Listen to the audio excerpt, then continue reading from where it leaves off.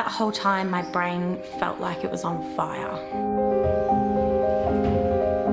Selling everything we own, and we finally feel free and we're going to hit the road with our kids. It was supposed to be the trip of a lifetime. Are you happy with your outfit you've chosen to go around Australia in? Yeah.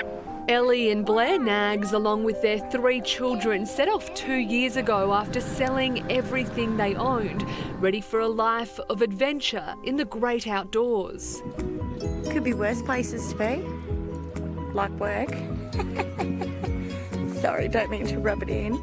All the places we got to explore together and all the building we did together, hey, all the hikes, all the waterfalls, and really strong family bond by the end of it. But a year into the family's dream trip around the country, as COVID-19 hit Australia, 35-year-old Ellie fell ill.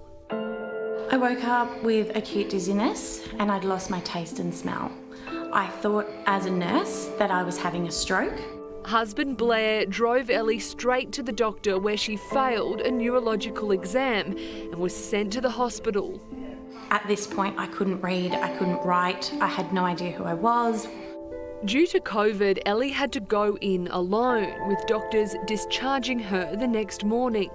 Drop her at the door, watch her stumble her way in there and hope that somebody would get in contact with me. They kept referring me to a mental health specialist as they thought that I'd had a pandemic breakdown. And I was saying, you don't wake up one day like this. Like, I am telling you, I was normal before the 1st of April. Over the next few months, Ellie's health continued to deteriorate. She started to have mini seizures like this. But Ellie says doctors told her it was all in her head, with nothing showing up on any scans. I ended up sleeping 19 hours a day. I had severe dementia, delirium.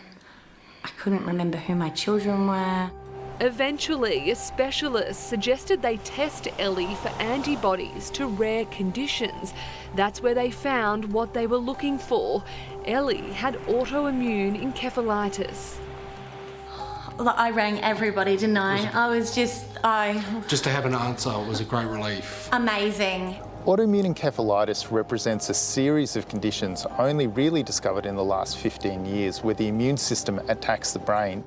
Around 90,000 people are diagnosed with autoimmune encephalitis around the world each year, but in Australia there are only around 3,500 known cases.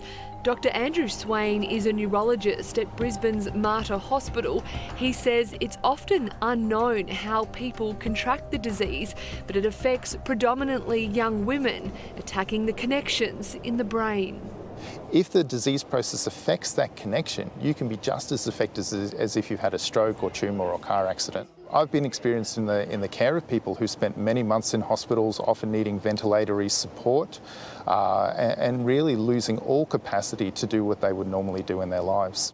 The illness was detailed in a 2016 biopic on Netflix about a New York Post reporter who also woke up one day feeling sick.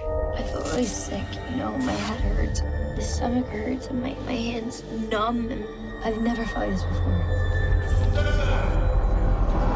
The condition can be easily overlooked, with patients referred to psychiatric wards. So people can look like other conditions early on in their disease onset and progression. Ellie now has a cocktail of medication, including steroids and anti-epileptic drugs she has to take each day. So this is everything I take in one day, just to keep my brain functioning. She now has permanent brain damage and still gets mini seizures when she's stressed, and her short-term memory is all but gone.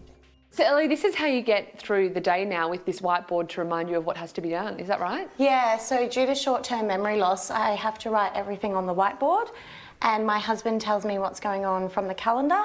What was your memory like prior to getting sick?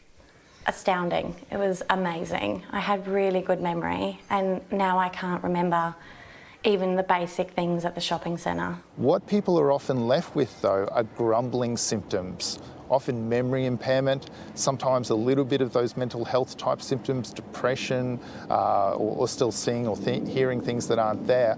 For now, the Nags family road trip is done. Home is by the beach north of Brisbane.